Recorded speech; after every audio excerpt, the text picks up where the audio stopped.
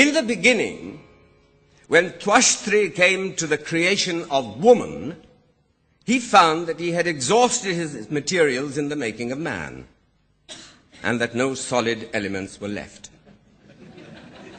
In this dilemma, after profound meditation, he did as follows.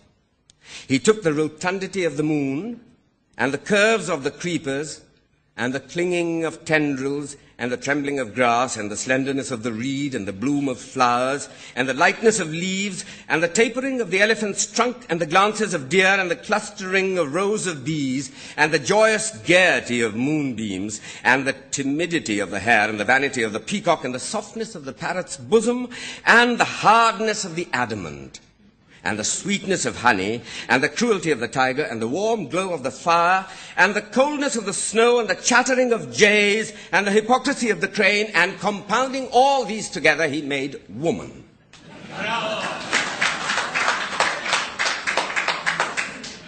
And gave her to man.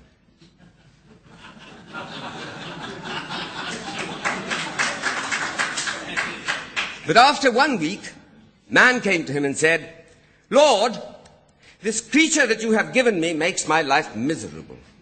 She chatters incessantly and teases me beyond endurance, never leaving me alone, and she requires incessant attention and takes all my time up and cries about nothing and is always idle, and so I have come to give her back again, as I cannot live with her. So Twashtri said, very well, and he took her back. Then, after another week, man came to him again and said, Lord, I find that my life is very lonely since I gave you back that creature.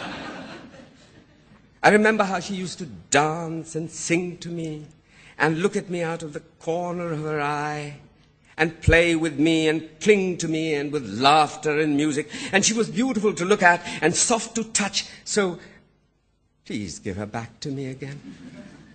So Twashtri said, very well, and gave her back again. Then, after only 3 days, man came back again to him and said, Lord, I know not how it is, but after all, I've come to the conclusion that she's more of a trouble than a pleasure to me, so please take her back again. But Twashtri said, out upon you, be off. I will have no more of this.